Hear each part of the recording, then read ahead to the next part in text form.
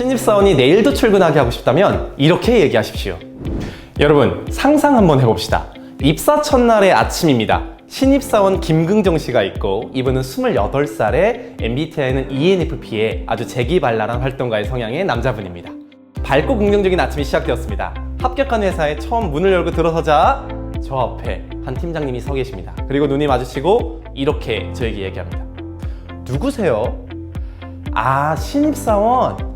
야, 김주임, 신입사원 왔는데 어디로 모셔야 돼? 자, 이러면 어떻습니까?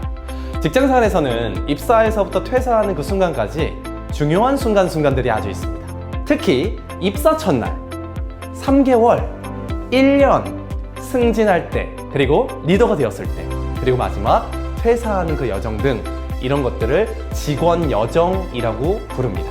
그러나 그 기간 속 기대와 축하와 환대가 이루어져야 되는 순간 때 만약에 이런 것들을 놓치게 된다면 아주 중요한 그 시점에 직원의 마음을 놓치는 것이라고 봐도 무방할 수 있습니다.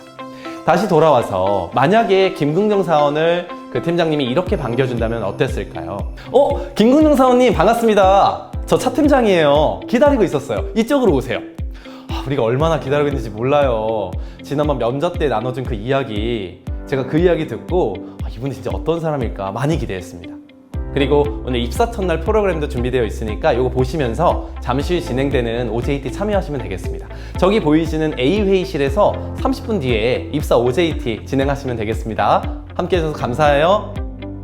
이렇게 여러분, 첫날 이름을 기억해주고 기대와 환대를 표현해주며 또 입사 첫날 시스템을 정성스럽게 준비했다는 것들을 알려준다면 신입사원은 어떠하겠습니까? 그는 조직에 몰입할 뿐만 아니라 이 회사에 대한 애사심 또한 높아질 것입니다. 이것이 실력으로 느껴지기 때문입니다.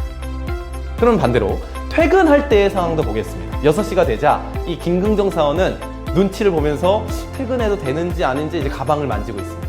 이때 팀장님이 그걸 보고 이렇게 얘기합니다. 뭐야? 야, 세상 진짜 많이 좋아졌다. 야, 나 때는 신입사원님이 무조건 야근이지. 퇴근하려고요? 내일도 나올 거죠? 어떻습니까, 여러분? 무섭지 않습니까? 반대로 이렇게도 얘기할 수 있습니다. 김긍정 사원 벌써 6시네요. 입사 첫날 긴장도 많이 내고 낯설었을 텐데 얼른 들어가 쉬어요. 우리 내일부터 다시 달려야 되는 거 아시죠? 새로운 프로젝트랑 도전들 많습니다. 아주 기대하고 있어요. 함께 해줘서 고맙고 들어가서 푹 쉬세요. 어떻습니까? 심리적 안정감이 좀 느껴지지 않습니까? 여러분, 이 내용들은 책 메시지 품격에 담겨있는 하나의 일화입니다. 이렇게 직원 여정, 입사 첫날, 3개월, 1년, 승진, 리더가 되었을 때, 그리고 퇴사 시에 리더는 과연 구성원에게 어떤 품격 있는 화법을 할 수 있는가? 리더의 화법에 따라 구성원의 마음에 상처를 주기도 하고 구성원의 마음에 심리적 안정감을 주기도 합니다. 나는 구성원에게 심리적 안정감을 통해 몰입시키고 싶다. 그렇다면 이 메시지의 품격을 꼭 읽어보시기 바라겠습니다. 무엇을 말하느냐도 중요하지만 어떻게 말하느냐도 중요한 시대가 되었습니다. 나의 이야기를 통해 상대방의 마음을 시원하게 하고 싶다면 메시지의 품격 꼭 읽어보시기 바라겠습니다. 입술의 30초가 마음의 30년이 된다. 나의 말 한마디가 누군가의 인생을 바꿀 수 있다. 여러분, 국민 MC 유재석 씨의 말입니다. 말 한마디로 기분 나쁘신 경험 있지 않습니까? 직장생활뿐만 아니라 배우자 혹은 자녀, 친구들과의 일상생활에서도 이 말로 인한 작고 큰 이슈들이 발생하곤 합니다. 근데 이게 특히 피곤하거나 지치거나 또 마음에 여유가 없을 때 상대방은 아무 생각 없이 던진 말 한마디가 나에게는 송곳 같은 말 한마디로 깊숙하게 들어올 때가 있습니다. 그렇게 우리는 상대방을 상처 주는 그 고통의 말이 아니라 상대방의 관계가 좋아지는 소통의 말, 이 화법을 배우고 훈련해야 합니다. 여러분, 화법이 바뀌면요, 이 3가지가 좋아집니다. 첫 번째, 관계가 좋아집니다. 두 번째, 소득이 좋아집니다. 세 번째, 마음이 좋아집니다. 화법 훈련은 일상생활에서 중요하게 여겨지지 않을 수 있지만 또 처음 느끼실 때는 매우 낯설게 느껴질 수 있지만 화법 훈련은 우리 일상에서 너무나 중요합니다. 혹은 누군가는 이렇게 얘기할 수 있습니다. 너무 착하게 얘기하는 거 아니야? 누가 저렇게 따뜻하게 얘기해? 사실은 우리가 누군가를 사랑했을 때를 떠올려 보시기 바라겠습니다. 여러분, 도파민이라고 아십니까? 그 누군가를 사랑하거나 연애할 때 나오는 그 호르몬. 이 호르몬이 나오면요, 우리 몸에서는 약간 환각 물질이 나와서 기분이 좋아진다고 합니다. 이럴 때는 사실 누구나 아주 존중과 사랑이 묻어있는 긍정적인 화법들을 쓴다고 합니다. 따라서 긍정화법은 일상에서 훈련이 되어야만 정말 위기의 순간에 빛을 발할 수 있는 그런 화법이라고 할 수 있겠습니다. 피곤할 때, 지칠 때, 아플 때, 우울할 때 오고 가는 말 한마디가 누군가에게는 위로가 될 수도 있고 또 누군가에게는 상처가 될 수도 있습니다. 오늘은 메시지의 품격 이 책에서 기술된 3가지 긍정화법을 소개하도록 하겠습니다. 여러분 바로 한번 알아보도록 하겠습니다. 첫 번째는요, 가능성 화법입니다. 과연 타인에게 명령받는 걸 좋아하는 사람이 있을까요? 지휘, 명령, 통제의 단호한 화법은 강력한 지시의 기능은 할 수 있지만 상대방의 감정은 고려하지 않을 가능성이 높습니다. 이 가능성 화법은요, 사실 어떤 행동이나 일이 그렇게 일어날 수 있겠다라고 하는 가능성을 나타냅니다. 따라서 이렇게 하는 겁니다. 의자에 앉으시면 좋겠어요. 짐을 뒤로 옮기셔도 좋겠어요. 그거 입 대고 마시지 않으면 좋겠어요.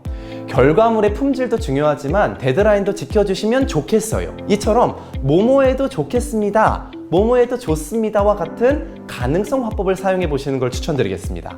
이 화법은요, 심리적 안정감을 높이는 화법 중 하나로서 상대방에 대한 존중과 감정을 고려할 수 있습니다. 네, 가능성 화법은 상대방에게 어떤 행동을 해도 좋다고 넌지시 알려주는 화법이기 때문에 말을 듣는 사람이 큰 방어 기제 없이 적용할 수 있는 그런 화법입니다. 하지만 이와는 반대로 그 물건 좀 옮겨주세요, 그 자리 좀 옮겨주세요, 입 대고 마시지 마세요 등의 이렇게 하세요, 하지 마세요와 같은 지시형 화법을 사용하면 상대방의 행동을 강요받는다라는 인상을 주어서 방어 기제로 아예 안 좋은 영향을 줄 수가 있습니다.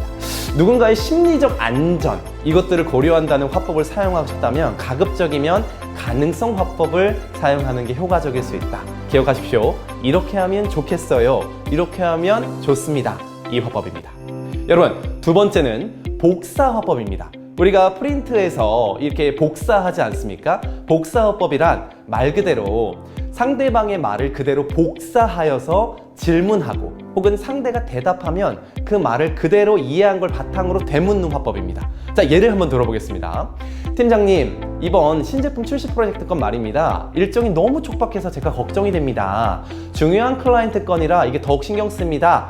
라고 만약 팀원이 팀장에게 보고했을 때 팀장은 팀원의 말을 처음부터 끝까지 모두 들은 뒤에 짧게 한번 정리해서 이렇게 얘기할 수 있습니다. 그러니까 강대리 말은 일정이 촉박해서 클라이언트와의 약속을 지키지 못할까봐 걱정이 된다는 말이죠? 이해합니다. 제가 잘 지원할게요. 제게 도움을 요청할 일이 있으면 알려주세요. 여러분, 이처럼 복사화법은 리더가 팀원의 이야기를 듣고 이해한 걸 바탕으로 되물어줄 수 있습니다. 일종의 공감적 경청이죠. 그러나 리더만 사용하는 것이 아닙니다. 팀원의 입장에서도 복사화법은 업무 간 실수를 줄일 수 있는 강력한 화법이자 존중 화법일 수 있습니다. 즉, 팀장과 팀원이 상호간에 할 수도 있겠죠. 자, 팀장님이 이렇게 얘기합니다. 강주임님, 오늘 체육대회에 사용할 선풍기 세대 창고에서 좀 가져와 주세요. 팀원은 이렇게 복사화법을 사용할 수 있습니다. 네, 팀장님, 오늘 체육대회에서 사용할 선풍기 세대 창고에서 가져오겠습니다. 근데 팀장님, 이거 가져와서 어디다 두면 될까요? 이렇게 복사화법으로 되묻고 추가적으로 궁금한 내용까지 질문한다면 훨씬 금상첨화가 될 수 있습니다. 직장생활뿐만 아니라 일상생활에서도 복사화법은 사용될 수 있습니다. 지방에서 올라온 엄마가 서울에 상경한 아들에게 이렇게 전화를 걸어서 얘기합니다. 아들, 엄마 서울역 저녁 6시 30분에 도착하거든? 혹시 엄마 좀 태우러 나올 수 있니? 엄마 저녁 6시 30분 서울역으로 태우러 가면 되죠? 근데 엄마 저녁은 먹고 와요? 우리 저녁 먹고 들어가면 좋겠는데? 이렇게 쓰는 거죠. 아내와 남편의 일상 대화도 있습니다. 아내가 이렇게 얘기합니다. 여보, 나 혹시 뭐 변한 거 없어? 여보, 왜 변한 것 같은데? 나 머리 했잖아. 머리 했구나. 이 머리 어디서 했게? 그 머리 어디서 했는데? 아파트 입구에 미용실 하나가 생겼는데 이 미용실 이름이 엄청 웃기다. 헤어지지 마래. 아파트 입구에 미용실 하나 생겼구나. 헤어지지 마? 야, 엄청 웃기다. 주의할 점은 내용뿐만 아니라 상대의 말하는 속도와 톤까지 그대로 복사해 줘야 된다는 것입니다. 그래서 복사화법을 실천하면 상대방에게 경청한다라는 인식과 커뮤니케이션의 실수를 줄일 수 있습니다. 예를 들어서 상대방이 오렌지 주스 좀 가져와 주세요 라고 했는데 분명히 네, 알겠습니다 라고 하고 정작 다른 음료를 가져온다면 이 상황에서는 뭔가 잘못된 커뮤니케이션이 일어난 것입니다. 상대방의 모든 말을 다 복사해서 되물을 수는 없습니다. 다만 스스로 이해한 것을 바탕으로 되묻고 질문하는 화법은 우리의 일상생활 혹은 업무에서의 실수를 줄일 수 있습니다. 세 번째는 부가 의문문 화법입니다. 여러분, 영어 하실 때 혹시 이런 문장 배우지 않았습니까? Are you happy? Aren't you? It's a beautiful day, isn't it? 이런 거 듣지 않습니까? 뒤에 Aren't you? Isn't it? 이게 바로 부가 의문문입니다. 어떤 문장을 얘기하고 뒤에 그게 맞는지 괜찮은지를 묻는 화법인 거죠. 그래서 업무에서 이런 대화들이 있을 수 있습니다. 김주임, 오후 1시까지 워크숍 기획서 120분만 좀 출력해 주세요. 김주임, 저녁 7시에 우리 중국집 30명 좀 예약해 주세요. 이렇게 지시와 명령을 그대로 사용해도 아무 이상이 없을 것 같지만 위의 대사와 더불어서 약간 무미건조하고 날카로운 화법으로 지시가 되었다면 아마 그 이야기를 듣는 사람은 약간 기분이 언짢을 수 있습니다. 그렇기 때문에 이런 상황에서 부가 의문문, 아까 제가 얘기했던 aren't you, isn't it처럼 한국어로 혹시 그렇게 할 수 있을까요? 괜찮을까요? 와 같은 상대 의사를 묻는 말을 더 붙여준다면 대화가 훨씬 부드러워지고 편안해지고 심리적 안정감을 줄 수 있습니다. 뿐만 아니라 이 부가 의문문은 화법뿐만 아니라 이 톤과 언어 그리고 음색 또한 신경을 좀 써야 됩니다. 그래서 이렇게 바뀔 수 있습니다. 김주임, 오늘 1시까지 워크숍 기획서 120분만 좀 출력해 주세요. 혹시 괜찮을까요? 김주임, 저녁 7시에 우리 팀 회식 일정이 잡혀있네요. 중국집 30명 예약 좀 해주세요. 혹시 가능할까요? 이번 주에 프로젝트 마감일이 다가오고 있습니다. 목요일까지 보고서 초안을 완성해주면 좋겠는데 혹시 어떻게 좀 가능할까요? 이렇게 말이죠. 또 있습니다. 우리 팀이 이번 달에 새로운 기획안을 내야 하는데 다음 주 월요일까지 아이디어 회의를 좀 가지면 좋겠습니다. 김주임 생각은 어때요? 여러분, 이렇게 얘기할 수 있습니다. 여러분, 이렇게 세 가지 화법, 가능성 화법, 복사 화법, 부가 의문문 화법을 활용하시고 훈련해 보시면 정말 말이 부드러워지면서 상대와의 관계가 좋아질 것입니다. 이 화법이라는 것은 아마 일상생활 기분이 좋을 때는 사실 큰 효과를 느끼지 못할 수도 있습니다. 다만 제가 아까 얘기했던 상대방이 기분이 조금 안 좋은 날, 또 피곤한 날, 약간 에너지 레벨이 떨어진 날, 이렇게 기분이 조금 안 좋은 날, 이렇게 향초 안에 불꽃을 지키는 유리병처럼 나의 화법을 부드럽게 사용할 수 있는 그런 화법이라고 할 수 있겠습니다. 여러분, 말이란 상대방을 살릴 수도 있고 헤아릴 수도 있는 힘을 가지고 있습니다. 말의 힘을 통해서 많은 사람들을 살리는 데 사용하시기 바라겠습니다. 이제 고통을 끊어내시고 소통으로 가는 여러분이 되시기를 진심으로 응원하겠습니다.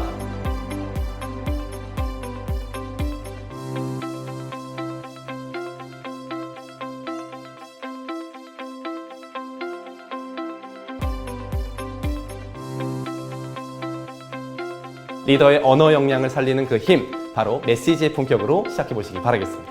감사합니다.